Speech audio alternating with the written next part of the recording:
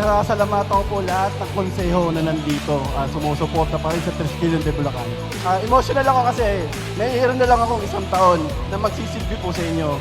Ang gusto ko lang, matapos yung termino namin na maayos at may maiiwan kaming ipagpapatuloy ng mga susunod pong GovGen at Executive Committee. Nagpapasalamat ako sa butihin at napakasipag namin Congressman Bongbong Teves. Lagi po siyang nasa likod natin. Alam niyo po yan, lalo sa mga GT, sa chairman. Tol, salute ako sa inyo, Tol. Sakripisyo, Tol, sakripisyo.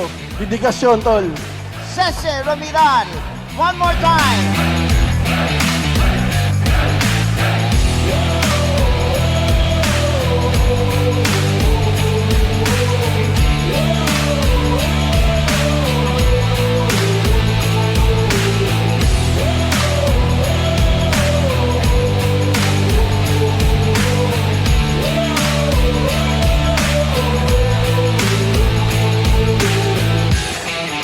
Palakpakan po natin the man of the hour, your Deputy Majority Leader, Napakabait. may malasakit, Congressman Jose Bong Teves Jr.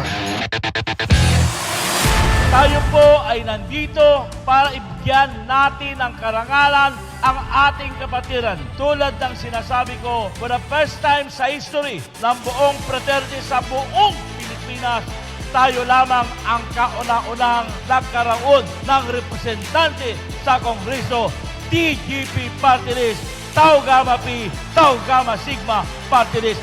Wala pa pong nagkaroon ng ganon, kundi tayo lamang. Binigyan po natin ng karangalan ang ating kapatiran. Maraming salamat sa inyo lahat. Congressman Jose Bong Teves Jr. Isa ulit na palakpakan!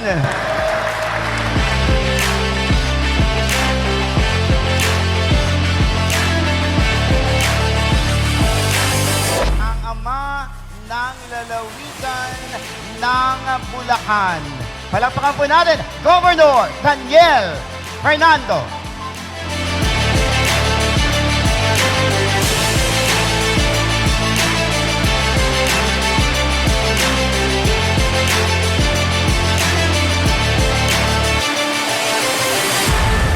Would like to congratulate the Tau Gamma Pi, this brotherhood and sisterhood, sapagkat yung inyong buhay ay ibinibigay nyo at inaalay nyo sa ating mga kapwa Bulakenyo, but not only kapwa natin Bulakenyo, but kapwa natin Pilipino.